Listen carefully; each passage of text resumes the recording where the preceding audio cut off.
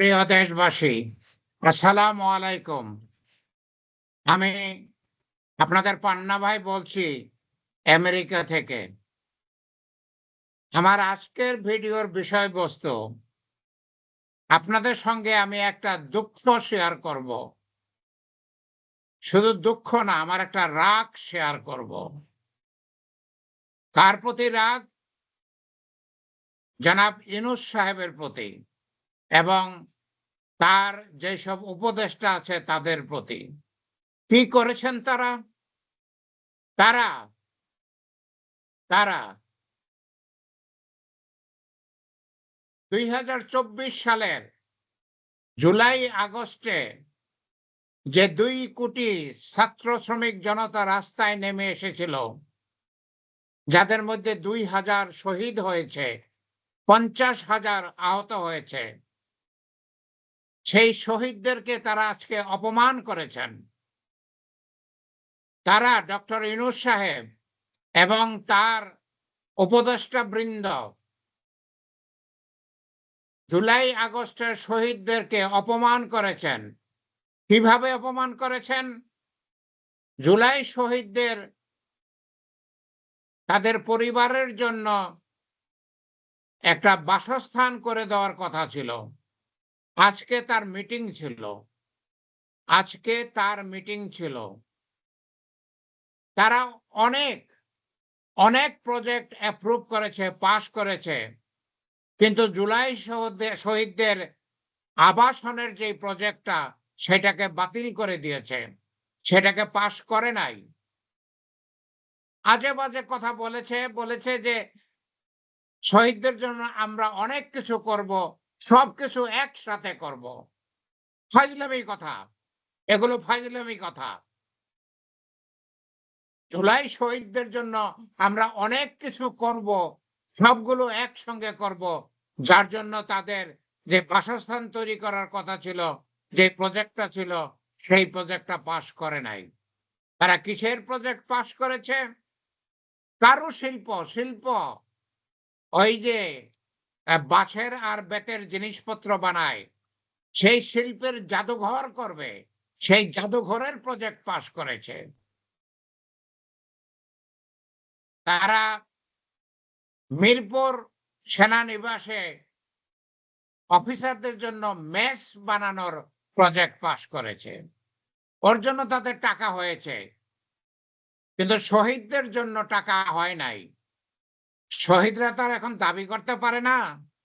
শহীদরা তো শহীদ হয়ে গেছে, তারা তো আর দাবি করতে পারে না, তারা তো ঘাড়ে ধরতে পারে না। আর্মি যেহেতু ঘাড়ে ধরতে পারে, সেই জন্য আর্মির মেস বানানোর প্রজেক্ট পাস হয়েছে। শিল্পীরা যারা দাবি করতে পারে, ঘাড়ে ধরতে পারে, শিল্পীদের জাদুঘর করার প্রজেক্ট পাস হয়েছে। অথচ জুলাই শহীদদের আবাসন তৈরি করার যে প্রজেক্ট ছিল, সেটা তারা বাতিল করে দিয়েছে, তারা মুলতবি করেছে, তারা সেটার কিছু করে নাই, সেটা তারা পাস করে নাই। প্রিয় দেশবাসী, মাত্র ১ বছর হয়েছে বাংলার তরতাজা ছেলেরা, মেয়েরা শহীদ হয়ে গেছেন দেশের জন্য, বাংলাদেশের জন্য। আজকের যে ইউনূস সরকার আর যেসব উপদেষ্টারা বসে আছেন বড় বড় চেয়ারে, তারা তাদেরকে সেই চেয়ার দিয়েছে। ওই শহীদরাই তো দিয়েছে। ওই শহীদরাই তো ডক্টর ইউনূস সাহেবকে দেশের প্রধান বানিয়েছে, তার ২২ জন উপদেষ্টা বানিয়েছে। বড় বড় চেয়ারে তারা বসে। শহীদদের প্রতি তাদের একটা ছোট্ট দায়িত্ব ছিল শহীদদের প্রতি, সেটা তারা করে নাই। তারা কারুশিল্পের জাদুঘর অনুমোদন করেছে। তারা মিরপুর ক্যান্টনমেন্টে অফিসারদের মেস সেইটা অনুমোদন করেছে। জুলাই শহীদদের আবাসন প্রকল্প অনুমোদন করে নাই। ফালতু বাহানা দিয়ে। আমরা এটা মানি না। অনতিবিলম্বে জুলাই শহীদদের আবাসন প্রকল্প পাস করতে হবে। কাজ শুরু করতে হবে এবং শহীদদের পরিবারদেরকে আবাসন দিতে হবে। আমরা এইসব ফাজলামি মানি না, এইসব টালবাহানা মানি না। বাংলাদেশের এইসব টালবাহানা আমরা অনেক দেখেছি, অনেক দেখেছি। বাংলাদেশে তো আমি ৪০ বছর ছিলাম। আমার ৪০ বছর বয়সে আমি আমেরিকায় এসেছি ১৯৯০ সালে। ৩৫ বছর যাবৎ আমি আমেরিকায় থাকি।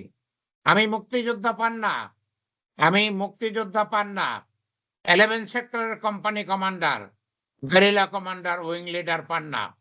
আমি পরিষ্কারভাবে ডক্টর ইউনূস সাহেবকে এবং তার উপদেষ্টাবৃন্দকে বলতে চাই, আপনারা আপনারা জুলাই শহীদদের নিয়ে টালবাহানা করবেন না।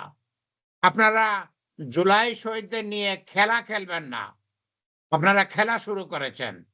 শহীদরা তো আর এখন ঘাড় ধরতে পারবে না, দাবি করতে পারবে না, যার জন্য শহীদদেরকে আপনারা ওই ছোট্ট একটা জিনিস দিতেও তো কষ্ট বোধ করতেছেন।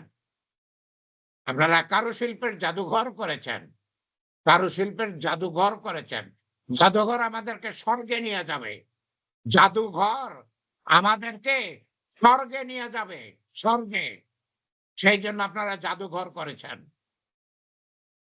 আপনারা ক্যান্টনমেন্টে অফিসারদের মেস করেছেন, সেটার টাকা বরাদ্দ করেছেন। কারণ সেটা না করলে তো ওই অফিসাররা আপনাদেরকে ঘাড় ধরবে। সেই জন্য আপনারা সেগুলো পাস করেছেন। আর শহীদরা যেহেতু ঘাড় ধরতে পারবে না, ওরা মরে গেছে, ওরা মাটির সাথে মিশে গেছে এতদিনে। শহীদদের জন্য আপনারা এত ছোট্ট কাজ করেন নাই। এটা অত্যন্ত অন্যায়। এটা অত্যন্ত অন্যায়। কি করে ডক্টর ইউনূস সাহেব এটা করতে পারলেন? ডক্টর ইউনূস সাহেব এটা কি করে করতে পারলেন? শহীদদের আবাসন না করে উনি কারুশিল্পের জাদুঘর কিভাবে করতে পারলেন? বিশ্বাস করতে কষ্ট হয়। বিশ্বাস করতে কষ্ট হয়। ডক্টর ইউনূসকে আমি ভালোবাসি, সম্মান করি।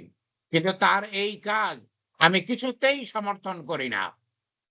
তার এই কাজ আমি কিছুতেই সমর্থন করি না। আমি তার কাছে অনুরোধ করি, যত তাড়াতাড়ি সম্ভব আপনারা একনেকের মিটিং আবার করেন এবং জুলাই শহীদদের আবাসন প্রকল্প অনুমোদন দেন। যত শীঘ্র সম্ভব। আপনারা যদি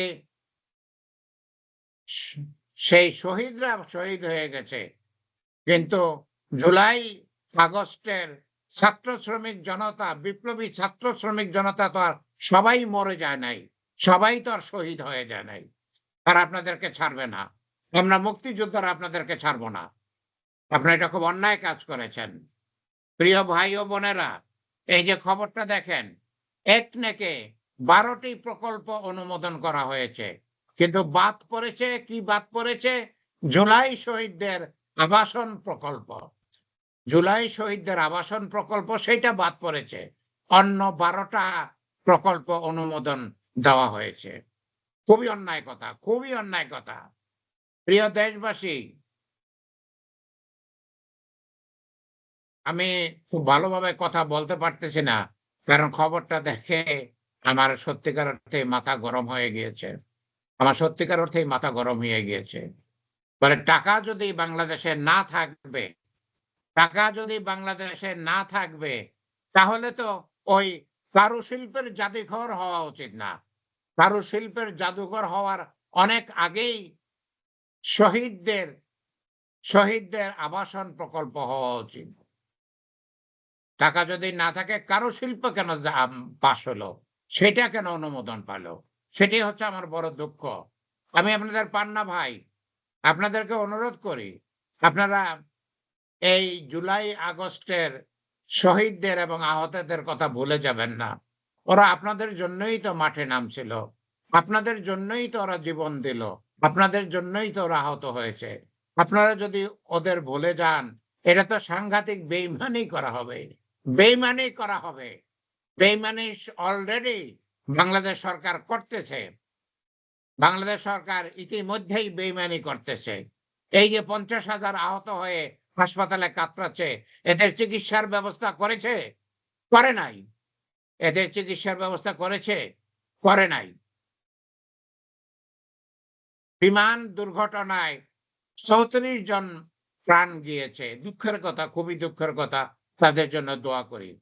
কিন্তু তাদের জন্য ভারত থেকে ডাক্তার এনেছে, সিঙ্গাপুর থেকে ডাক্তার এনেছে।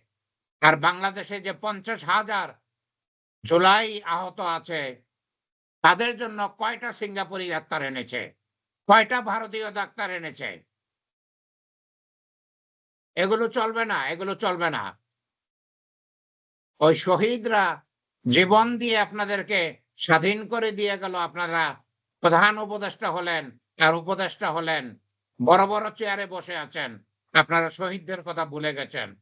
আপনারা আহতদের কথা ভুলে গেছেন। তাদের জন্য কিছু করতেছেন না। তাদের জন্য কিছু করতেছেন না। অ্যাক্সিডেন্টে ৩৪ জন মারা গেছে। তার জন্য ভারত থেকে ডাক্তারের দল এনেছেন। তাদের জন্য সিঙ্গাপুর থেকে ডাক্তারের দল এনেছেন। আর ৫০,০০০ যে জুলাই আহত আছে তাদের জন্য কি করেছেন? কি করেছেন? কিচ্ছু করেন নাই। যাই হোক, আল্লাহ আল্লাহ আমাদের সহায় থাকেন। আল্লাহ সহায় না থাকলে তো কিছু হবে না। বাংলাদেশ উল্টাপাল্টা চলতেছে, উল্টা-পাল্টা চলতেছে। আল্লাহ আমাদের সহায় থাকেন।